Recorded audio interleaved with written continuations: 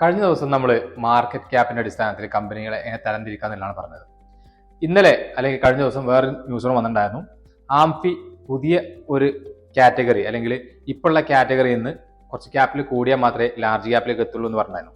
അതായത് market cap large cap എന്ന് പറയുന്നത് നമ്മൾ 20,000 ആയിരുന്നു പറഞ്ഞത്. അതെന്ത് ചെയ്തിട്ടുണ്ട്, 1,00,000 കോടിയാക്കിയിട്ട് ഉയർത്തിയിട്ടുണ്ട്.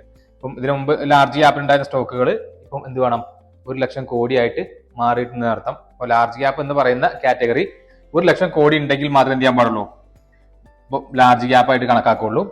അതിന്ന് കനറ ബാങ്ക്, ICICI ബാങ്ക് തുടങ്ങിയ കമ്പനികളൊക്കെ എന്ത് ചെയ്യും, ഇപ്പോൾ ലാർജ് ക്യാപ്പ് ഉണ്ടായിരുന്ന കമ്പനികളൊക്കെ മിഡ് ക്യാപ്പ് മാറും എന്നുള്ളതാണ് ഇതിന്റെ വേറൊരു പ്രത്യേകത. അതേപോലെ മിഡ് ക്യാപ്പ് 32,500 കോടി രൂപയുടെ മുകളിലായിട്ട് മാറ്റിയിട്ടുണ്ട്. അപ്പം മിഡ് ക്യാപ്പിലും ചെറിയൊരു ചേഞ്ച് വന്നിട്ടുണ്ട് എന്നുള്ളതാണ്. അപ്പോൾ ഇതൊക്കെ ഓരോ വർഷം എന്ത് ചെയ്യുന്നുണ്ട്, ആംഫിയുടെ ചേഞ്ചുകൾക്ക് അനുസരിച്ച് മാറുന്നുണ്ട് എന്നുള്ളതുകൊണ്ടാണ് നമ്മൾ പറയുമ്പോൾ ഒരെണ്ണമായിരുന്നു, പിന്നെ അവിടെ നിന്ന് വന്ന ചേഞ്ചുകളാണ് ഇപ്പം പറഞ്ഞത്. ഓക്കെ, അപ്പോൾ ഇതൊക്കെയാണ് കഴിഞ്ഞ വീഡിയോയിൽ നമ്മൾ പറഞ്ഞു നിർത്തിയതിൽ ഉള്ള മാറ്റങ്ങൾ.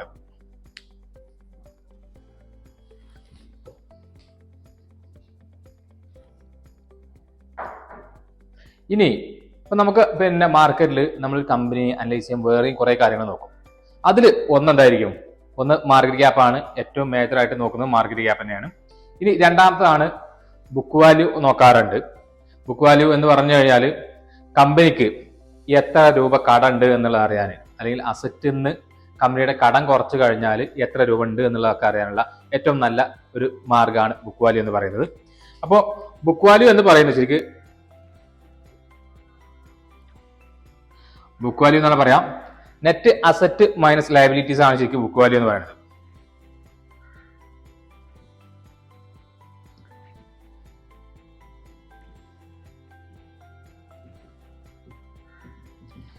നെറ്റ് അസറ്റ് മൈനസ് ലയബിലിറ്റീസ് ആണ് ശരിക്കും ബുക്ക് വാല്യൂ എന്ന് പറയുന്നത്. അപ്പോൾ ഒരു കമ്പനിയുടെ കാര്യം എടുക്കുകയാണെങ്കിൽ, ഇപ്പം ഒരു കമ്പനി റൺ ചെയ്യുന്ന ബിസിനസ് നോക്കുകയാണെങ്കിൽ എന്തുണ്ടാവും, അവർക്ക് ചിലപ്പം ഒരുപാട് പൈസ കടം മെറ്റീരിയലിന്റെ പൈസ എന്തുണ്ടാവും, കൊടുക്കാനുണ്ടാവും, അല്ലെങ്കിൽ വേറെ ഏതെങ്കിലും പൈസ കിട്ടാനുണ്ടാവും. അപ്പോൾ ഇവരൊക്കെ എന്ത് ചെയ്യുന്നുണ്ട്, ഇവിടെയൊക്കെ നമ്മൾ നോക്കുന്നത് കമ്പനിക്ക് എത്ര അസറ്റ് ഉണ്ടെന്ന് ആദ്യം നോക്കാം. കമ്പനിക്ക് എത്ര അസറ്റ് ഉണ്ടെന്നുള്ളത്, ഇപ്പം ഭൂമികൾ ഉണ്ടാവാം, അതല്ലെങ്കിൽ കെട്ടിടങ്ങൾ ഉണ്ടാവാം, അതല്ലെങ്കിൽ വേറെ മറ്റുള്ള അസറ്റുകളായിട്ടുണ്ടാവാം പല രീതിയിൽ. ഒരു ഗ്രീൻ ആരോസ് എന്ന് പറയുന്ന ഒരു കമ്പനി നമുക്ക് എന്ത് ചെയ്യാം, ഒരു ഉദാഹരണമായിട്ട് എടുക്കാം. ഈ ഒരു കമ്പനിക്ക് ഈ ഒരു ബിൽഡിംഗ്, കമ്പനിയുടെ ഓഫീസിൽ നിൽക്കുന്ന ബിൽഡിംഗ് കമ്പനിയുടെ ആണെങ്കിൽ അത് കമ്പനിയുടെ അസറ്റാണ്. കമ്പനിക്ക് ഇൻവെസ്റ്റ്മെന്റ് ഉണ്ടെങ്കിൽ വേറെ എവിടെയെങ്കിലും ഇൻവെസ്റ്റ്മെന്റ് അത് കമ്പനിയുടെ അസറ്റാണ്. ഇനി വേറെ എവിടെയും ലാൻഡ് ഉണ്ട്, അല്ലെങ്കിൽ പ്രോപ്പർട്ടീസ് ഉണ്ട്, അല്ലെങ്കിൽ മറ്റുള്ള ബിസിനസ് ഉണ്ട്, അത് കമ്പനിയുടെ അസറ്റാണ്. അതിന്ന് കമ്പനി കൊടുക്കാനുള്ള പൈസ കുറച്ച് കഴിഞ്ഞാലാണ് എന്ത് കിട്ടുക, ബുക്ക് വാല്യൂ എന്ന് പറയുന്നത് കിട്ടുക. അപ്പോൾ ശരിക്കും എപ്പോഴും ബുക്ക് വാല്യൂ എന്ന് പറയുന്നത് സ്റ്റോക്കിന്റെ വിലയേക്കാൾ കൂടുതലായിരിക്കണം എന്നുള്ളതാണ്. അപ്പം ഇതെന്തുണ്ട്, ഇത് വലിയൊരു എമൗണ്ട് ആയിരിക്കും എപ്പോഴും. നെറ്റ് അസറ്റ് മൈനസ് ലയബിലിറ്റീസ് എന്ന് പറയുന്നത് എപ്പോഴും വലിയൊരു എമൗണ്ട് ആയിരിക്കും. ശരിക്കും നമ്മൾ ഒരു സ്റ്റോക്കിനെ വെച്ചിട്ട് അല്ലെങ്കിൽ ഒരു ഷെയറിനെ വെച്ചിട്ടാണ് എന്ത് ചെയ്യാറുള്ളത്, ബുക്ക് വാല്യൂ കമ്പയർ ചെയ്യാറുള്ളത്. അപ്പം എപ്പോഴും കൂടിയ ബുക്ക് വാല്യൂ ഉള്ള ഷെയറുകളാണ് എന്തുണ്ടാവുക, നല്ലതായിട്ട് പരിഗണിക്കുക. അപ്പോൾ സ്റ്റോക്കിന്റെ വില കുറവും ബുക്ക് വാല്യൂ എന്ന് പറയുന്നത് കൂടുതൽ ഉള്ള കമ്പനികളാണ് എപ്പോഴും നല്ലതുണ്ടാവുക. അപ്പോൾ ഇതിൽ നോക്കിയാൽ മതി, നിങ്ങൾ സ്ക്രീനർ എടുത്ത് നോക്കുക. സ്ക്രീനറിൽ സെർച്ച് ചെയ്താൽ ഏറ്റവും കൂടുതൽ ബുക്ക് വാല്യൂ ഉള്ള സ്റ്റോക്കുകൾ അടിച്ച് കഴിഞ്ഞാൽ കിട്ടും, അല്ലെങ്കിൽ ഗൂഗിൾ ചെയ്താൽ കിട്ടും ഏറ്റവും കൂടുതൽ ബുക്ക് വാല്യൂ ഉള്ള ഏതൊക്കെ കമ്പനികളുണ്ട്. അതിൽ മറ്റുള്ള കാര്യങ്ങൾ നോക്കിക്കഴിഞ്ഞാൽ നമുക്ക് ഒരുപാട് കമ്പനികൾ കിട്ടും. പക്ഷെ നമുക്ക് എന്തുണ്ട്, 7,000 8,000 കമ്പനികൾ ലിസ്റ്റ് ചെയ്ത സമയത്ത് നമുക്ക് അവിടെ 30 അല്ലെങ്കിൽ 50 100 കമ്പനികൾ മാത്രമേ എന്ത് ചെയ്യാൻ പാടുള്ളൂ, കിട്ടാറുള്ളൂ സാധാരണ ബുക്ക് വാല്യൂ കൂടുതലായിട്ടുള്ള കമ്പനികൾ. ഇനി നിങ്ങൾ ശരിക്കും ഒരു കമ്പനിയുടെ ഫണ്ടമെന്റൽസ് ചെക്ക് ചെയ്യുന്ന സമയത്ത് നമുക്ക് സ്ക്രീനർ എന്ന് പറയുന്ന ഒരു ആപ്പ് ഉണ്ട്. സ്ക്രീനറിൽ എന്തായിരിക്കും നിങ്ങൾ നോക്കുന്നതായിരിക്കും ഏറ്റവും നല്ലത്. സ്ക്രീനർ എന്ന് പറഞ്ഞു കഴിഞ്ഞാൽ നിങ്ങൾക്ക് എന്ത് ചെയ്യാൻ പറ്റും, ഈ ആപ്പ് കിട്ടും. നമ്മുടെ ഗ്രീൻ ആരോസിന്റെ ലോഗോ എങ്ങനെയാണോ അതായിരിക്കും എന്തുണ്ടാവുക, സ്ക്രീനറിന്റെ ലോഗോ വരുന്നത്. അപ്പം ഇത് അടിച്ചു കഴിഞ്ഞാൽ ഇതിൽ തന്നെ എന്ത് ചെയ്യാൻ പറ്റും, ഒരു കമ്പനിയുടെ പേര് ടൈപ്പ് ചെയ്ത് കഴിഞ്ഞാൽ ആ കമ്പനിയെ കുറിച്ചുള്ള എല്ലാ ഡാറ്റ നമുക്ക് കിട്ടും, എല്ലാ ഡാറ്റയും കിട്ടും. അപ്പോൾ നമുക്ക് എന്തൊക്കെ വേണോ അത് മുഴുവൻ കിട്ടും. അതിൽ ആദ്യം വരുന്ന ഒന്നായിരുന്നു മാർക്കറ്റ് ക്യാപ്പ്. അത് കഴിഞ്ഞിട്ട് വരുന്ന ഒന്നാണ് കറന്റ് മാർക്കറ്റ് പ്രൈസ്, അല്ലെങ്കിൽ കറന്റ് പ്രൈസ് എന്ന് പറയുന്നത് കാണിക്കുന്നുണ്ടാവും. കറന്റ് പ്രൈസ് എന്ന് പറഞ്ഞാൽ ആ സ്റ്റോക്കിന്റെ അപ്പോഴത്തെ നടപ്പ് വരെയാണ് അവിടെ കാണിക്കുന്നുണ്ടാവുക. ഇതിനപ്പുറം തന്നെ വേറൊരു കാര്യം കാണിക്കുന്നുണ്ട്, സ്റ്റോക്കിന്റെ ഒരു വർഷത്തെ അല്ലെങ്കിൽ 52 ആഴ്ചയിൽ വന്ന ഏറ്റവും കുറഞ്ഞ വിലയും ഏറ്റവും കൂടിയ വിലയും കൂടെ എന്ത് ചെയ്യാറുണ്ട്, ശരിക്കും സ്ക്രീനറിൽ കാണിക്കാറുണ്ട്. സാധാരണ ഒരു ടേബിൾ ഉണ്ട്, ആ ടേബിളിലാണ് എന്ത് ചെയ്യാറുള്ളത്, ഇവിടെ നമുക്ക് മാർക്കറ്റ് ക്യാപ്പ് കാണിക്കും, അത് കഴിഞ്ഞാൽ നമുക്ക് കറന്റ് പ്രൈസ് കാണിക്കും, അത് കഴിഞ്ഞാൽ എന്ത് ചെയ്യും, നമ്മുടെ ഈ ഹൈ ലോ എന്ന് പറയുന്ന രീതിയിൽ സ്റ്റോക്കിന്റെ ഒരു വർഷത്തെ ഹൈ പോയ റേറ്റും കുറഞ്ഞു വന്ന റേറ്റുകളും ഇവിടെ കാണിക്കാറുണ്ട്. അപ്പൊ ഈ വർഷം എത്ര താഴെ വന്നിട്ടുണ്ട് അല്ലെങ്കിൽ എത്ര വരെ മേലെ പോയിട്ടുണ്ടെന്ന് എന്ത് ചെയ്യാൻ പറ്റും, നമുക്കൊന്ന് നോക്കാൻ പറ്റും. ഇനി ഇതിപ്പോ പറയാനുള്ള കാരണം കൊണ്ട് പറയാം. ഇപ്പൊ നമ്മുടെ ടാറ്റ മോട്ടോഴ്സ് എന്ന് പറയുന്ന ഒരു കമ്പനിയുടെ ഷെയറിന്റെ വില നോക്കുന്ന സമയത്ത് ചിലപ്പോൾ 750 രൂപ ചിലപ്പോൾ കാണുന്നുണ്ടാവാം. ഇവിടെ ഹൈ വന്നിട്ടുള്ളത് 1179 അപ്പൊ ഈ 1179 നിൽക്കുന്ന സമയത്ത് ഇതിന്റെ മാർക്കറ്റ് ക്യാപ്പ് എന്ന് പറയുന്നത് 4,10,000 കോടിയായിരുന്നു. ഇപ്പം 750 അപ്പൊ എന്തിനുണ്ടാവും, അതിന്റെ വില കുറഞ്ഞിട്ടുണ്ടാവും. ഏകദേശം 2 ലക്ഷം കോടിയോ അല്ലെങ്കിൽ അതിന് തുല്യ 2 ലക്ഷം കോടി മാത്രമേ എന്തുണ്ടാവുള്ളൂ, മാർക്കറ്റ് ക്യാപ്പ് ഉണ്ടാവുള്ളൂ. അപ്പൊ എന്തുണ്ട്, സ്റ്റോക്കിന്റെ വില കുറയുമ്പോ എന്ത് ചെയ്യുന്നുണ്ട്, നമ്മുടെ മാർക്കറ്റ് ക്യാപ്പ് കുറയുന്നുണ്ട്. ലോ ഇതല്ല, ലോ 600 അങ്ങനെ എന്തോ വരുന്നത്, ഞാനിപ്പോ ഇപ്പൊ നിൽക്കുന്ന വിലയാണ് പറഞ്ഞത്. അപ്പം ഇവിടെ 2,00,000 കോടി രൂപയാണ് ഇപ്പൊ മാർക്കറ്റ് ക്യാപ്പ് കാണിക്കുന്നത്. അപ്പൊ എന്ത് ചെയ്യാൻ പറ്റും, നമുക്ക് സ്റ്റോക്കിന്റെ വില വെച്ചിട്ട് മാർക്കറ്റ് ക്യാപ്പ് കുറയുന്നുണ്ട് എന്നുള്ളത് ഇവിടെ നിന്ന് എന്ത് ചെയ്യാൻ പറ്റും, ഐഡന്റിഫൈ ചെയ്യാൻ പറ്റും എന്നുള്ളതാണ് ഇതിന്റെ വേറെ പിന്നെ പ്രത്യേകത. ഇനി ഇതില് നമുക്ക് സാധാരണ നമ്മൾ ഒരു ലോങ് ടൈമിലേക്ക് ഇൻവെസ്റ്റ് ചെയ്യുന്ന സമയത്ത് നമ്മൾ നോക്കുന്ന ഒരു കാര്യമാണ് ഈ കമ്പനി ഡിവിഡൻഡ് തരുന്നുണ്ടോ ഇല്ലേ എന്നുള്ളത്. കമ്പനി ഡിവിഡൻഡ് തരുന്നുണ്ടോ ഇല്ലേ എന്നുള്ളത് നോക്കാറുണ്ട്. അപ്പോൾ ഡിവിഡൻഡ് എന്ന് പറഞ്ഞു കഴിഞ്ഞാല് നിങ്ങൾക്ക് അറിയുമെന്ന് വിചാരിക്കുന്നുണ്ട്. കാരണം എന്തായിരിക്കും ഡിവിഡൻഡ് വേണ്ട, ഡിവിഡൻഡ് എന്ന് പറഞ്ഞു കഴിഞ്ഞാൽ കമ്പനി അതിന്റെ ഷെയർ ഹോൾഡേഴ്സിന് കൊടുക്കുന്ന ലാഭവിഹിതമാണ് ശരിക്കും ഡിവിഡൻഡ് എന്ന് പറയുന്നത്. അപ്പോൾ പല കമ്പനികളും പല രീതിയിൽ അല്ലെങ്കിൽ പല പെർസെന്റേജിലാണ് കൊടുക്കാറുള്ളത്.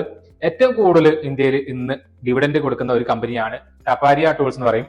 ഈ സ്റ്റോക്കിന്റെ വില വളരെ കുറഞ്ഞ വിലയുള്ളൂ, പക്ഷെ എന്തില്ല, നമുക്ക് മാർക്കറ്റ് എന്നത് മേടിക്കാൻ കഴിയുന്നില്ല. അതിന് കാരണം എന്ന് പറയുന്നത് ഇത് 2 രൂപ 80 നിൽക്കുന്ന സമയത്ത്, ഈ സ്റ്റോക്കിന്റെ വില 2.80 നിൽക്കുന്ന സമയത്ത് അല്ലെങ്കിൽ 2.10 നിൽക്കുന്ന സമയത്ത് ഇത് ഒരു സ്റ്റോക്കിന് കൊടുത്തിരുന്ന ഡിവിഡൻഡ് എന്ന് പറയുന്നത് 70 രൂപയാണ്. ആകെ സ്റ്റോക്കിന്റെ വില എന്ന് പറയുന്നത് 2 രൂപ 50 അല്ലെങ്കിൽ 2 രൂപ 80 എന്തായിരുന്നു, ആ സമയത്ത് ഇത് കൊടുത്തിരുന്ന ഡിവിഡൻഡ് എന്ന് പറയുന്നത് 70 രൂപയാണ്. അപ്പൊ 70 രൂപ നമുക്ക് പിന്നെ ഡിവിഡൻഡ് കിട്ടുമ്പോൾ ഈ സ്റ്റോക്ക് ആരെങ്കിലും വിൽക്കാനുള്ള സാധ്യത ഉണ്ടോ? ഒരിക്കലും വിൽക്കില്ല. കാരണം വെച്ചാൽ ഇത് ഞാൻ ഇതിന്റെ 20 ഇരട്ടി ആയത്രേ ഉള്ളൂ, ഈ പറയുന്ന എമൗണ്ട് ആവുന്നില്ല അല്ലെ. 30 അല്ലെങ്കിൽ 40 ഇരട്ടി ആവണം ഈ 70 രൂപ ഡിവിഡൻഡ് കിട്ടണമെങ്കിൽ. അപ്പൊ നിങ്ങൾ ആലോചിക്കാൻ മതി, ഒരു 1000 സ്റ്റോക്കോ 10,000 സ്റ്റോക്കോ നമ്മുടെ കയ്യിലുണ്ടെങ്കിൽ 1000 സ്റ്റോക്ക് ഉണ്ടെങ്കിൽ ആകെ പിന്നെ എത്ര വരുന്നുള്ളൂ, കുറഞ്ഞ എമൗണ്ട് വരുള്ളൂ. 1000 × 2.80 എത്ര വരുള്ളൂ, ആ എമൗണ്ട് വരുള്ളൂ. പക്ഷെ ഇവിടെ കിട്ടുന്ന ഡിവിഡൻഡോ ഏകദേശം വലിയ എമൗണ്ട് ആയിരിക്കും. അതുകൊണ്ട് തന്നെയല്ല ഈ സ്റ്റോക്ക് മാർക്കറ്റിൽ നിന്ന് വാങ്ങാൻ കിട്ടിയില്ല എന്നുണ്ടാവും. ഇനി ഡിവിഡൻഡ് കൊടുക്കുന്ന മറ്റുള്ള കമ്പനികളുണ്ട്, കോൾ ഇന്ത്യ, ടാറ്റ സ്റ്റീൽ, ഇങ്ങനത്തെ ഒരുപാട് കമ്പനികളുണ്ട്. അപ്പൊ ലോങ് ടൈമിലേക്ക് എപ്പോഴും എന്തുണ്ട്, നമ്മൾ ഇങ്ങനത്തെ കമ്പനികളിൽ ഇൻവെസ്റ്റ് ചെയ്യുകയാണെങ്കിൽ നമ്മുടെ കറന്റ് പ്രൈസ് അല്ലെങ്കിൽ ഈ സ്റ്റോക്കിന്റെ വില കൂടുമ്പോൾ നമുക്ക് എന്തുണ്ട്, ആ വിലക്ക് നമ്മുടെ കയ്യിൽ അല്ലെങ്കിൽ ഈ പൈസ നമുക്ക് ലാഭമായിട്ട് കിട്ടുന്നുണ്ട്. പുറത്തെന്തുണ്ട്, ഡിവിഡൻഡ് ആയിട്ട് കിട്ടുന്ന പൈസ നമുക്ക് ലാഭം കിട്ടുന്നുണ്ട്. അപ്പൊ നിങ്ങൾ ആലോചിക്കുക, കോൾ ഇന്ത്യ ഏകദേശം 5% എന്ത് ചെയ്യുന്നത്, ഡിവിഡൻഡ് ആയിട്ട് കൊടുക്കുന്നത്. അപ്പം 500 രൂപ വിലയുള്ള സ്റ്റോക്ക് ആണെങ്കിൽ അതിന്റെ 5% എന്ന് പറഞ്ഞാൽ ഏകദേശം 25 രൂപയായി. അപ്പോൾ 25 രൂപ ഒരു വർഷത്തിൽ നമുക്ക് അവർ ലാഭവിഹിതം തരുന്നുണ്ട്. ഇനി ഈ 500-ൽ നിന്ന് ഇതിന്റെ വില എന്ത് ചെയ്തു, 600 പോയി. അപ്പോൾ ഓൾറെഡി നമുക്ക് എന്ത് ചെയ്തിട്ടുണ്ട്, ഒരു വർഷം കൊണ്ട് 25 രൂപ അല്ലെങ്കിൽ 5% എന്ന് പറയുന്നത് ഡിവിഡൻഡ് ആയിട്ട് കിട്ടിയിട്ടുണ്ട് വിലയുടെ. പ്ലസ് ഇതിൽ കിട്ടിയ സ്റ്റോക്കിന്റെ വിലയുടെ മാറ്റം, അതും നമുക്ക് ലാഭമാണ്. അപ്പോ 500-ൽ നിന്ന് 600 പോയാൽ ഇവിടെ എന്തുണ്ട്, ലാഭമായിട്ട് 100 രൂപ കിട്ടുന്നുണ്ട്. പ്ലസ് എന്തുണ്ട്, ഡിവിഡൻഡ് ആയിട്ട് കിട്ടിയ എത്ര ഉണ്ട്, 25 രൂപ ഉണ്ട്. അപ്പൊ നമുക്ക് എന്ത് ചെയ്യാൻ പറ്റും, ഇത് കുറച്ച് കൂടുതൽ ലാഭം കിട്ടാൻ സാധ്യതയുണ്ട്. പക്ഷെ ഒരു കാര്യം നോക്കണം, നമ്മൾ സാധാരണ ഡിവിഡൻഡ് അനൗൺസ് ചെയ്ത് അടുത്ത ദിവസം മാർക്കറ്റ് എന്ത് ചെയ്യാറുണ്ട്, മാർക്കറ്റ് താഴേക്ക് വരാറുണ്ട്. അതുകൊണ്ട് ഷോർട്ട് ടൈമിലേക്ക് ഡിവിഡൻഡ് മാത്രം നോക്കി ട്രേഡ് ചെയ്യുമ്പോൾ ഇങ്ങനെ പ്രശ്നം വരാനുണ്ട് എന്നുകൂടി മനസ്സിലാക്കാം. അപ്പൊ ഡിവിഡൻഡ് എടുക്കുന്ന അല്ലെങ്കിൽ ഡിവിഡൻഡ് നോക്കി എടുക്കുന്ന ആൾക്കാരെ എന്ത് ചെയ്യാം, ലോങ് ടൈമിലേക്കാണ് നോക്കേണ്ടത്. ഒരിക്കലും ഷോർട്ട് ടൈം ഇന്ന് വാങ്ങിയിട്ട് 2 ആഴ്ച കഴിഞ്ഞിട്ട് വിൽക്കാമോ അല്ലെങ്കിൽ 2 ദിവസം കഴിഞ്ഞിട്ട് വിൽക്കാം എന്നുള്ള കൺസെപ്റ്റിൽ ഡിവിഡൻഡുള്ള സ്റ്റോക്കുകൾ അല്ലെങ്കിൽ ഡിവിഡൻഡ് കൊടുക്കുന്ന തരത്തിലുള്ള സ്റ്റോക്കുകൾ വാങ്ങാതിരിക്കുക എന്നുള്ളതാണ് ചെയ്യേണ്ടത്. കാരണം ഡിവിഡൻഡ് അനൗൺസ് ചെയ്തു അതിന്റെ അടുത്ത ദിവസം എന്ത് ചെയ്യും, മാർക്കറ്റിൽ മിക്കവാറും ഇതിന്റെ വില കുറയാറാണ് പതിവ്. ഓക്കെ, അപ്പൊ ഇന്ന് നമ്മൾ പറഞ്ഞത് മാർക്കറ്റ് ക്യാപ്പിനെ കുറച്ച് പറഞ്ഞു. കറന്റ് മാർക്കറ്റ് പ്രൈസ് എങ്ങനെയാണ് സ്ക്രീനിൽ കാണിക്കുന്നത് പറഞ്ഞിട്ടുണ്ടായിരുന്നു. അതിൽ ഹൈ ലോ എന്ന് പറയുന്ന 2 കാര്യങ്ങൾ പറഞ്ഞിട്ടുണ്ടായിരുന്നു. ബുക്ക് വാല്യൂ എന്താണെന്ന് പറഞ്ഞു, ഡിവിഡൻഡ് എന്താണെന്ന് പറഞ്ഞു. ഇനി ഇതിന് അടുത്ത ആഴ്ച അല്ലെങ്കിൽ അടുത്ത വീഡിയോയിൽ നമ്മൾ പറയുന്നത് എന്തായിരിക്കും EPS, എന്താണ് PE റേഷ്യോ എന്നുള്ള കാര്യങ്ങളാണ്. അപ്പോൾ ഒരു ബുക്കും പേന എഴുതുന്നത് എന്ത് ചെയ്യാം, റെഡി ആയിട്ടിരിക്കുക.